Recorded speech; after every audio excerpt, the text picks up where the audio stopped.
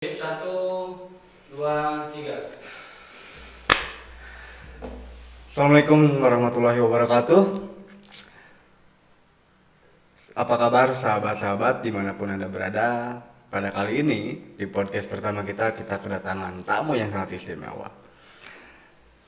Selamat siang Ketua. Siang.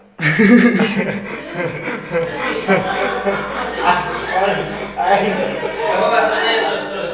Ulangi.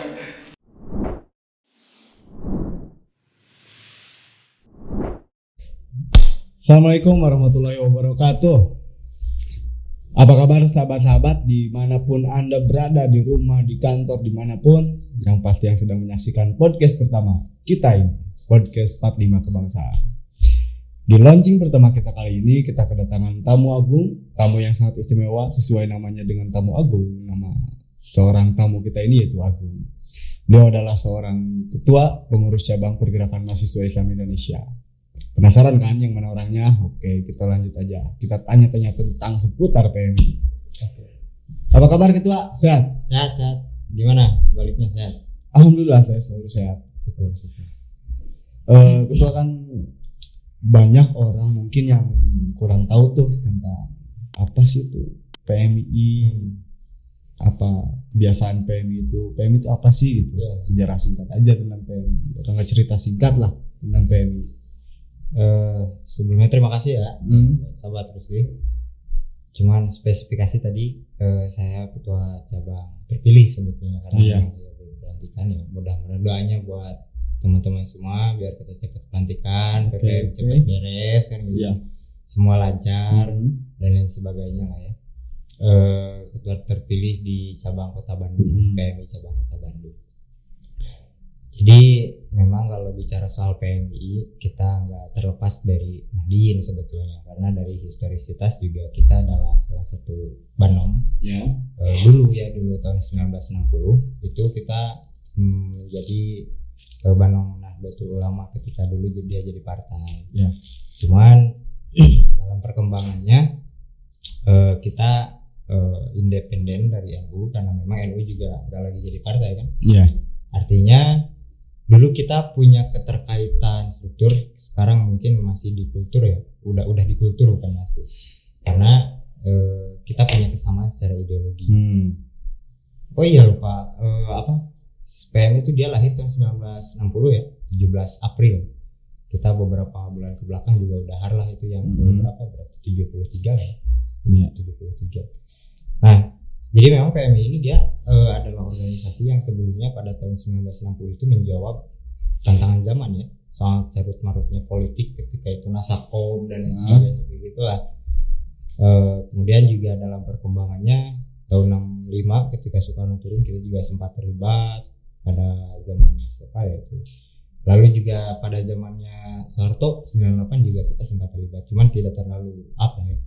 Nah maka sudah jelas bahwa PMI sejak dilahirkannya pun dia jadi salah satu organisasi kemahasiswaan sih, karena memang dia sifatnya organisasi kemahasiswaan tapi di luar di luar kampus. Oh berarti dia ada diakui tapi di luar BEM, di luar DPM, di luar itu organisasi ekstra ya.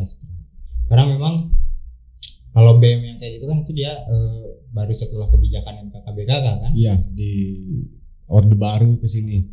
Di tahun 1970-an ya. Iya. Nah, kita juga PMI itu juga salah satu organisasi yang tergabung dalam kelompok Cipayung. Jadi memang salah satu organisasi yang itu ekstra itu. Ya. Macam ada GMKI, kemudian PMPRI, juga ada GMNI, juga AMI kan gitu. Nah, itu dulu kita melakukan gerakan-gerakan secara terkelompok. Nah, dan historisitas itu masih kita jaga sampai sekarang gitu. Saya dengar juga baru tadi siang kan ya, teman-teman PMI bersama GMNI, GMKI sama PMGRI di Kota Bandung bergabung dalam Cipayung itu melakukan aksi demonstrasi kan ya. Nah, tadi kemarin kita juga beberapa minggu ke belakang sudah sempat bahas ya soal PPKM itu, mulai dari penyekatan jalan kan banyak dengar tuh dari masyarakat kan repotnya. Aduh aing ngamang jualan di hese cina terus rekaman lagi kan hese Jadi kalah dipuir-puir jalan dengan. pungkur jeung naon nanti ngalah ngadon macet ya gitu. Makanya ya kemarin sempat diangkat tuh sama teman-teman Cipayung soal soal kemacetan jalan. Cuman juga kemarin sempat dibuka tuh, cuman baru beberapa doang. Terus kita soroti soal Cikadut karena ada kasus pungli kan dari teman-teman. Dia memang mencuat juga tuh di media-media. Sempat ramai karena itu yang ribetnya itu di kasus pungli itu di Cikadut itu jadi dia dipungli tuh. Dipungli. Cuman si punglinya itu ditutupi gitu sama pihak pemerintah sama pihak kepolisian. Nah, jadi kong kali kong gitu. Gitu lama tanya orangnya kan cuman juga nate nyemeureun nya eta ge saudona kitu gitu nya. Saudona kitu. Tapi terlepas daripada itu kan artinya ada beberapa kebijakan yang sudah dilanggar tapi coba ditutup-tutupin itu loh. Harusnya memang misalkan mereka adalah bagian daripada pemerintahan ataupun ya kepolisian kan bagian daripada pemerintahan. Silih ngamankeun meureun. Teuing teman gitu juga teh aya nu kudu diamankeun meureun. Nah itu kita sempat soroti tuh. Terus soal bansos. Nah kalau kita dari PMI kemarin lebih rada tarik itu soal bansos sama karena memang ada landasan sorotnya itu di soal keseimbangan ekonomi kan. Oh jadi tiap organisasi punya keterfokusan kajian untuk isu mana nih yang mereka ini cuman mereka gabungkan dalam Cipayung mungkin. Nah kayak gitulah karena ya kita kan gabungan juga kan. Kita punya isu masing-masing kayak misalkan tadi itu memang GMKI bawa percepatan vaksin, kemudian sama GMNI kan, apa yang dibawa bansos. Cuman di bansos juga semua sepakat, semua sepakat dengan isunya masing-masing lah. Pada akhirnya kan saling sambut tuh, kayak gitu. Jadi ada dalam garis perjuangan yang sama, mungkin kita dipertemukan dalam satu kepentingan yang sama untuk membela kaum lemah bawah. Kalau di PMI mah mustadafin ya, namun di PMI kalau ya kaum yang memang tertindas mungkin diperjuangkan bersama karena memang mempunyai satu visi yang sama mungkin dengan organisasi-organisasi yang lain ya. Oke, ngerti. Nah, secara keseluruhan kemana sih tuntutan itu disampaikan? Nah, tadi itu memang kalau aksi yang tadi ya kita aksi yang sebetulnya bukan yang pertama kali kalau soal sorotan PPKM itu kan. Dulu juga beberapa minggu kemarin ada masa aksi dari luar. Tapi yang saya sorotin itu yang pedagang itu loh. Apa sih pelopor kalau nggak salah pelopor. Yang pasar baru. Itu yang pasar baru. Nah itu juga menyoroti soal ada kayak katanya kan ada semacam kompensasi itu harusnya dari pemerintah, cuman nggak sampai tuh buat si pedagang pasar itu. Kita juga sempat masukin di situ. Ya memang. Jadi saya juga dengar sih ketua ya. Di masyarakat ataupun di pedagang pasar baru. Jadi mereka itu pada persoalan bayar listrik, bayar air itu tetap sama, tapi secara kuantitas waktu dikurangi dan ternyata katanya belum ada subsidi dari pemerintah. Katanya gitu. Enak misalkan misalkan ini boga duit jam bayar listrik kudu kan repot gitu. Pemasukan kan. Jadi emang itu masalah sih PPKM tuh. Nah, ngomongin PPKM sendiri nih ketua nih. Ini kan memang dari mulai PSBB ya, KPPKM, terus naon deui PPKM darurat, PPKM level 1 2 3 4 lah nya mun sebelah kitu. Nah, kan ini banyak orang juga yang bercerita tentang PPKM 4 yang sekarang ini menggantikan darurat ini hanya persoalan nomenklatur saja. Apa sih pandangan ketua upaya pemerintah dalam menerapkan PSBB, PPKM, naon gitu sih tujuannya teh gitu. Mungkin ketua kan sering sharing juga dengan pemerintahan. Ya sempat kita juga bahas soal itu ya. Perubahan nomenklatur terus gitu. PSBB, terus PPKM darurat Jawa Bali, terus PPKM sekarang kan yang terbaru itu yang kemarin tanggal 25 keluar PPKM level 4-nya. Mungkin mau PPKM juga. Itu juga si nate berdasarkan pedasnya kepedihan masyarakatnya gitu kan. Si nate gitu kan. Nah, ya kalau level 4 sih memang agak beda sedikit ya, cuman enggak terlalu jauh beda juga. Enggak terlalu kentara. Iya, enggak terlalu kentara. Kota Bandung ya, kita juga nyoroti soal Kota Bandung sih. Sebenarnya Kota Bandung itu memang masih di zona atau di level 4 ya kalau bahasa sekarang itu level 4 dia masih zona merah, banyak yang terkena kasus COVID. Nah, cuman itu yang kita kemarin kenapa jatuhnya ke evaluasi kebijakan tuh di situ. Jadi dari sebenarnya tanggal 31 tuh pemerintah Kota Bandung dia udah dituntut dari media ya khususnya untuk menyatakan sikap. Ini gimana nih sikap Kota Bandung buat nanggapin COVID tuh. Cuman ya bahasa dari Pemkot kan ya kita nunggu dari pusat kan gitu.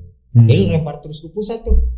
Nah, terus tanggal 3 pas keluar PPKM darurat Jawa Bali baru dia keluar pernyataan dari Perwal nomor 69 bahwa ya kita juga bahwa Kota Bandung juga kena PPKM darurat mikro. Nah, itu ya yang saya dengar mikro. Nah, di situ kita memandang bahwa di mikro itu atau di PPKM darurat itu, pada saat PPKM darurat itu Pemkot gak terlalu tanggap, terutama dalam hal bansos ataupun dalam hal pemenuhan kebutuhan masyarakat, kebutuhan dasar lah ya. Ya, Germahan tadi teh jalan ditutup, terus pasar itu dibuka kan, cuma sakedeung teh geuning. Bari anu meulina ge kan Parno. Nya sarieun atuh. Sarieun kan itu Parno gitu kan. Ngobrol-ngobrolkeun bansos nih ketua. Iya kan, dengar-dengar di media mencuat tuh sebesar apa sih? Ada anggaran APBD sebesar kurang lebih 30 M tuh untuk diberikan kepada masyarakat Kota Bandung dalam rangka bantuan sosial di masa PPKM ini. Menurut ketua, secara perealisasian ataupun juga persoalan data tepat sasaran atau tidaknya, jumlah nominalnya juga itu gimana sih? Soalnya ketika saya juga coba kan sering ngobrol lamun meuli rokoknya yang tukang warung gitu, karasa teh sih gitu. Dari pemerintah ini terhadap masyarakat kecil gitu karasa pugumanya efek negatif daripada adanya PPKM ini seperti tadi persoalan ekonomi jalan. Nah, menurut ketua gimana nih persoalan bansos yang 30 M itu katanya dari Kota Bandung? Ya cerita dulu ya soal tadi aksi itu. Jadi tadi aksi itu emang sempet ya kita tadi aksi di gedung DPRD kan, karena memang ini untuk dipayung gerakan awal lagi. Kita coba sampaikan mau nggak tuh perwakilan rakyat menerima aspirasi kita. Alhamdulillah memang tadi ada beberapa, meskipun kita kurang puas ya karena nggak ketemu langsung. Tadi mereka datang menemui aksi massa gitu. Mereka ya kita audiensi lah, intinya kita audiensi dengan pihak dari DPRD itu. Soal bansos itu memang soal data terutama ya tadi soal data katanya memang itu ribet, bahkan sampai setahun data itu bisa sampai di pusat. Itu kan repotnya, maksudnya setahun baru nyampe pusat, sedangkan setiap hari ada jumlah kematian yang naik juga, kelahiran juga, terus anu gawena eureun kan gitu, di PHK kan gitu. Nah itu juga akhirnya kan repot tuh. Nah cuman persoalannya ini kan yang dikeluarkan oleh Pemkot bansos yang dikeluarkan oleh Pemkot Bandung, Pemkot Bandung itu adalah dana dari APBD. Berarti dari APBD untuk bansos. Artinya kan kalau misalkan itu dana dari APBD bukan dari pusat kan beda lagi tuh, ada yang dari pusat. Kan dari pusat ada lagi bansos. Ini dari APBD nyomot lagi terus ada yang dari Jabar itu juga kan. Nah itu juga yang dari Jabar nggak tahu kejelasannya kayak gimana. Nah secara logika mau kan jadi loba atau masyarakat menang kudu nama kan gitu. Cuman kan loba anu ngomel kan gitu.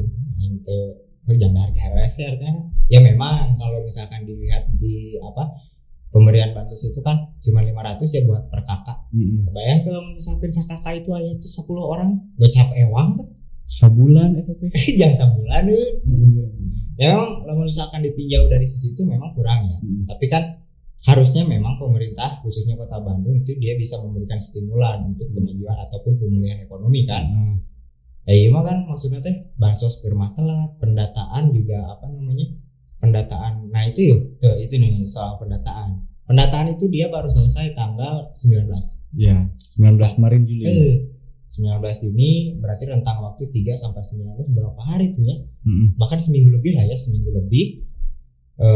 baru itu pendataan selesai. Nah, ini ada lambat lah ya. Nyedak teuing meureunnya. Lambat teuing lah kumaha meureunnan alasan nama WFH teuing kumaha teu apa ya. maksudnya tuh gaweana saeutik gitu kumaha.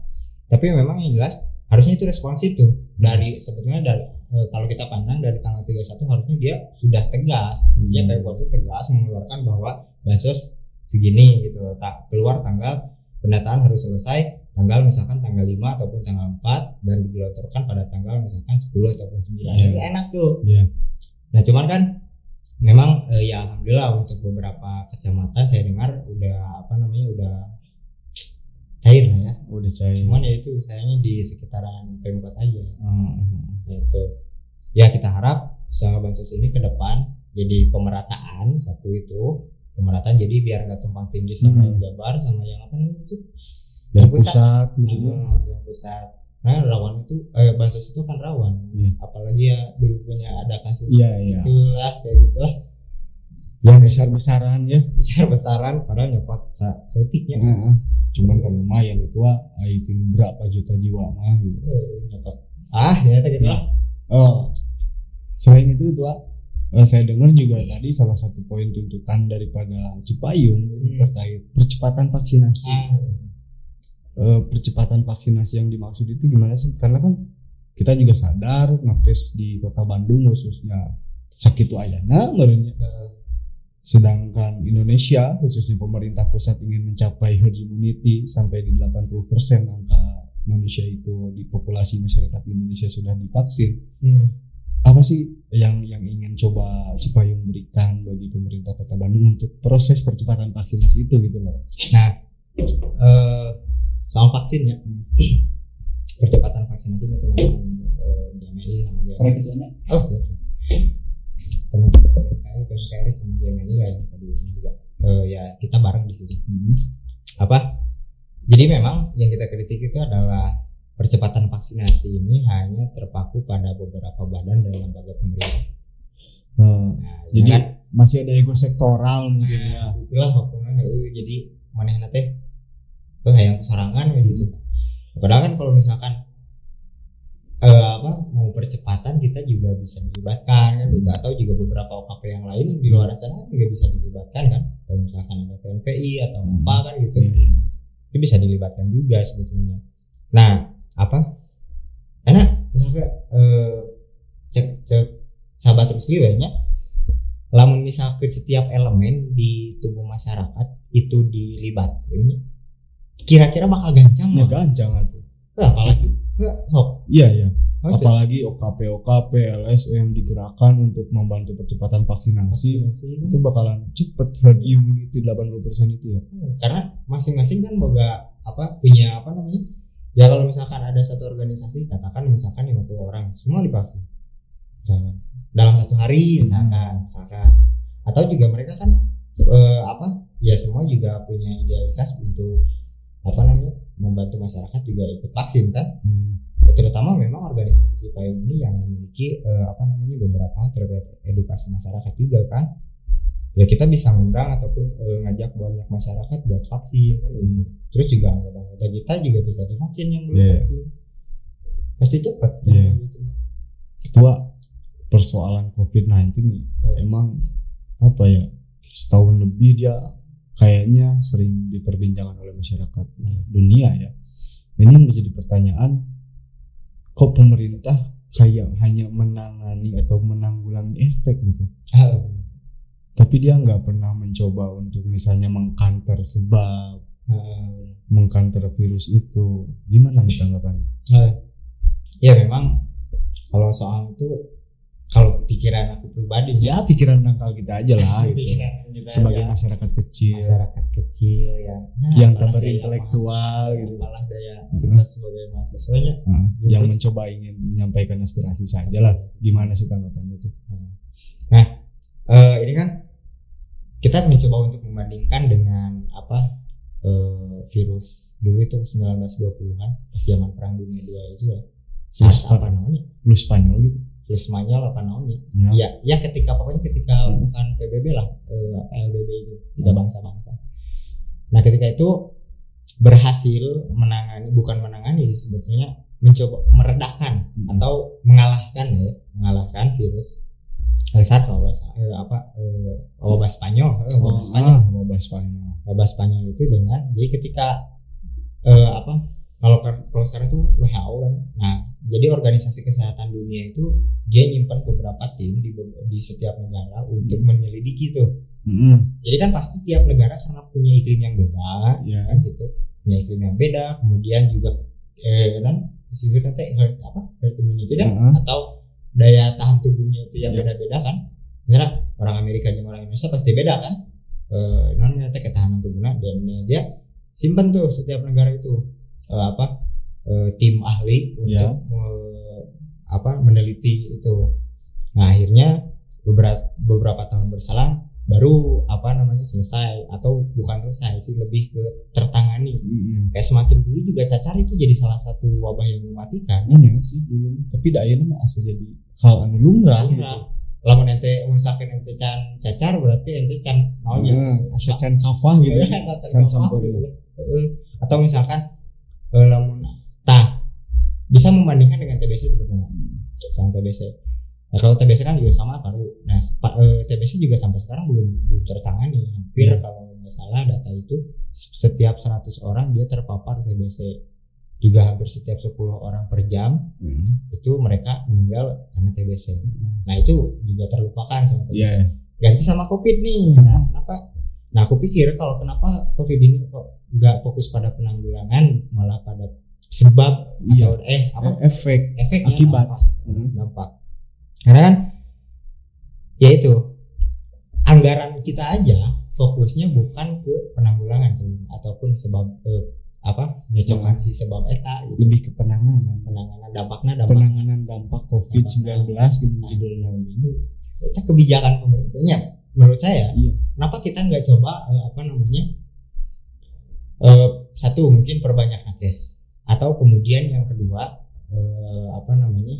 dari beberapa peralatan atau pengobatan yang nakes pergunakan itu lebih memadaikan, atau penelitian anggaran untuk penelitian terhadap obat, vaksin atau lain sebagainya itu bisa digelontorkan lebih banyak ketimbang misalkan fokus pada dampaknya. Ya kita dampak bakal kan gitu. Pastilah kudu ditanggulangi itu mah. Karena kan tadi kebutuhan dasar masyarakat. Iya. Kan itu coba kalau misalkan pemerintah sejak dahulu itu fokus pada penelitian kan gitu, penelitian kesehatan, kemudian juga vaksinasi. Nah, ini juga soal vaksinasi memang ada geopolitik atau apalah gitu ya. Yang dulu juga katanya ada vaksin Nusantara. Iyalah, apalah sampai adanya vaksin Sinovac segala lupa tuh. Persoalan jenis vaksin itu juga. Kan enak rame di masyarakat masih Sinovac kan vaksin. Soal itu memang juga ya saya pikir tidak ada keseriusan dari pemerintah untuk penanggulangan. Kalau menghitung ke dampak sih sebetulnya ya kalau COVID-nya nggak diredain kayak misalkan cacar yang ada suntikannya itu vaksin atau apa? Iya. Atau misalkan imunisasi atau apalah yang gitu-gitu ya pasti bakal terus tuh.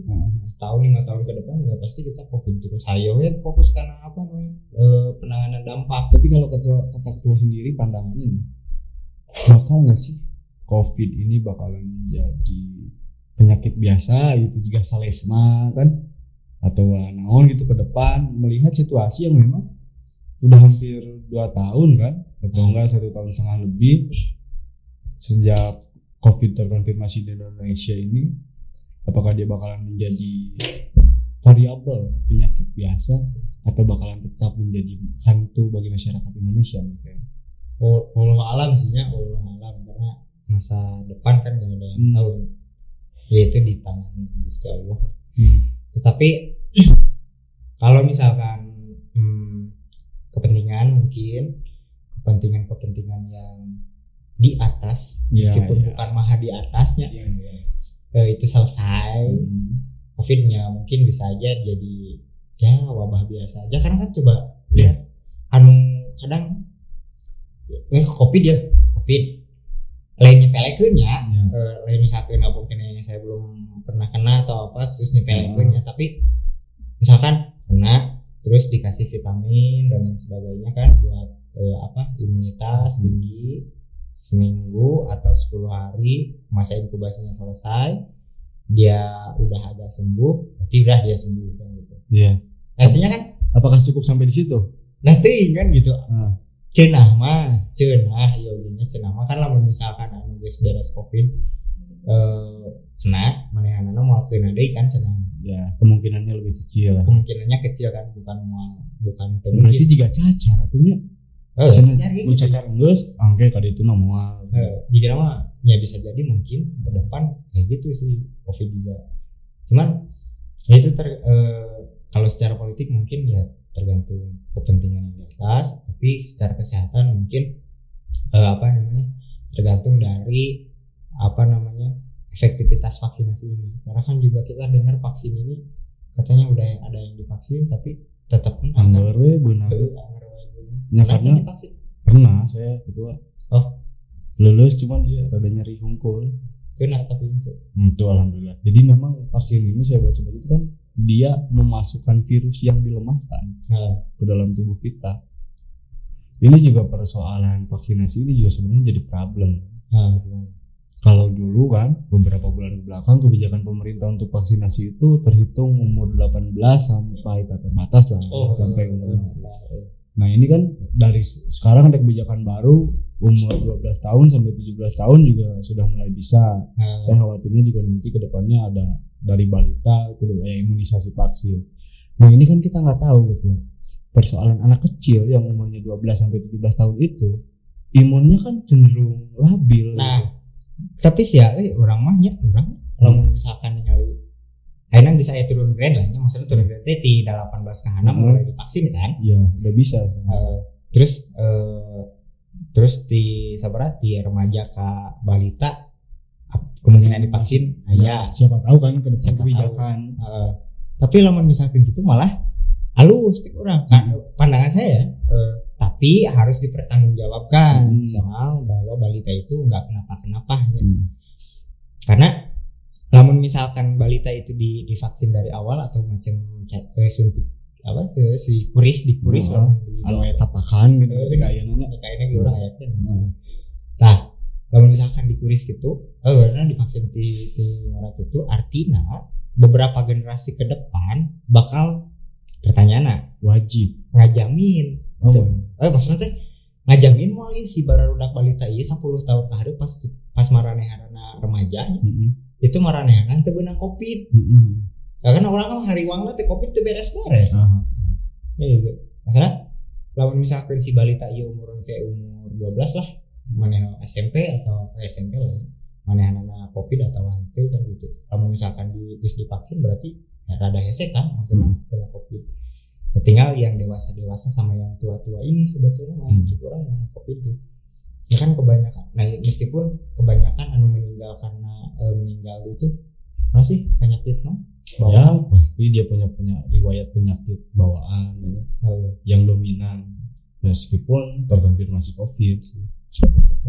Emang sih ngomongin covid itu beres-beres ya? Beres-beres. Nah ini nih kita balik lagi nih ke aksi yang tadi Cipayung lakukan. Selain tadi historis dari mulai PSBB ke PPKM level 4 kedua, terus juga dari mulai beberapa aksi demonstrasi yang dilakukan oleh masyarakat Kota Bandung yang juga dilakukan oleh Cipayung tadi siang. Harapan ke depan, bukan harapan sih, lebih kepada tindak lanjut Cipayung ini dalam mengawal tuntutan-tuntutan yang telah diberikan. Itu gimana sih? Jadi memang juga ya ada beberapa hal yang ya bukan dijanjikan sih. Ya mungkin dijanjikan lah bahwa ya perwakilan rakyat itu bisa menyampaikan kepada Pemkot dan kalau itu 2 minggu katanya kan gitu. Ya, cuman tadi kita bahas lagi tuh sama teman-teman Cipayung bahwa ya itu kelamaan juga. Ya, iyalah. Misalnya sekarang PPKM diperpanjang dari 26 sampai tanggal 2 Juli. Kesanggupan daripada DPRD 2 minggu atau kamu beres gitu. Gitu. Ya maksudnya beres bari naon karena itu persoalan-persoalan anu dituntut selesai atau jadi soal kan? Iya, namun beres. Ya kan iya sok sina teh Ya. mau pohokeun mau pohokeun eta. Maka lamun misalkan 2 atau ya kemungkinan 3 hari 4 hari ke depan masih belum ada tindak lanjut, ya insya Allah mudah-mudahan ya kalau misalkan memang kondisinya memadai, kita pasti bakal turun kembali ke jalan. Cuman arahnya pasti lebih ke langsung ke eksekutif. Ya. Jadi memang kesepakatan seperti itu. Persoalan aparatur pemerintah nih kan dari mulai legislatif, eksekutif sampai ke persoalan represif pengamanan negara nih gitu. Saya dengar-dengar ya Kapolrestabes Kota Bandung itu dirotasi ya, dicopot ya. Nah itu ada hubungannya nggak sih dengan beberapa aksi demonstrasi ke belakang gitu yang memang mungkin dirasa oleh Mabes Polri, wah ini Kapolrestabes kurang tanggap gitu dalam menanggapi aksi-aksi demonstrasi yang dilakukan masyarakat. Ada nggak sih hubungannya? Ini pandangan aja lah. Ya soal itu apa ya, mungkin bisa jadi ya, mungkin bisa jadi ya. Cuman kan kalau kita ngelihat track record dari Kapolrestabes yang kemarin ya, tadi juga Kemarin tuh Ulung ya? Ulung Samudera. Iya. Kalau Kombespol Ulung. Kombespol. Nah, kita juga kalau melihat dari yang kemarin itu memang ya tadi juga pas PMKRI ya, pas teman-teman PMKRI itu ngobrolin soal Cikadut, soal pungli itu dia nyoroti soal statement Kapolrestabes yang kemarin Ya. soal menutup-nutupi kasus Cikadut itu. Jadi terindikasi terlibat. Cek bahasa namanya sih kong kali kong tea meren. kali kong tea. Tapi kan kita nggak tahu ya. Nggak tahu apa atau. Nah, tapi lamun misalkan dirunut misalkan 1 tahun ke belakang ya Cipayung juga pernah aksi kan? Iya. Soal waktu omnibus itu. Iya. Waktu itu kan COVID juga sama. Iya. Cuman ya nggak bisa bukan nggak bisa ngebendung ya dia tidak bisa mengamankan beberapa aksi vandalisme juga pada waktu itu, pada pada saat omnibus, terus pada saat RUU KPK kan gitu. Itu juga nggak sempat. Meskipun beberapa hari ke belakang ya ada oknum yang kemudian itu melakukan aksi vandal. Apakah itu ada kaitannya atau enggak ya saya nggak tahu lah ya. Ya ditambah masyarakat Bandung dan mahasiswa Bandung kan kritis ketua ya. Emang sih ketua kalau ngobrolin COVID ini nggak bakalan beres-beres ya. Ini kita baru mengorek loh sahabat-sahabat di rumah satu isu doang tentang PPKM yang dituntut dilakukan evaluasi oleh Cipayung. Mungkin ke depan kita bisa berbincang-bincang lagi ketua. Cuman karena memang keadaan waktu yang kurang memungkinkan, nanti kita bisa bertemu lagi dengan bintang tamu yang pastinya akan memberikan pengalaman, pemahaman, pembelajaran bagi sahabat-sahabat di rumah. Mungkin itu aja ketua. Sekiranya satu isu juga lumayan ya. Lamun dikorek-korek mah geningan. Tapi panjang. Sebenarnya ini kita lagi perbincangan asik, perbincangan yang bakalan panjang. Cuman karena keterbatasan waktu, ya mungkin sahabat-sahabat menunggu. Mudah-mudahan kita kedatangan tamu lagi nih dari Ketua Agung di misalnya podcast jilid 2 atau episode berapapun nanti. Mudah-mudahan ketua nggak bosen hadir ke sini dan bisa duduk bersama diskusi sharing session lagi. Itu saja mungkin sahabat-sahabat di rumah, dari kami podcast 45. Saya Rutli Hermawan berterima kasih kepada sahabat-sahabat yang telah bersedia mendengarkan dan melihat podcast 45 ini. Terima kasih. Mohon maaf apabila ada kekurangan. Wallahul muwaffiq ila aqwamit thoriq. Wassalamualaikum warahmatullahi wabarakatuh.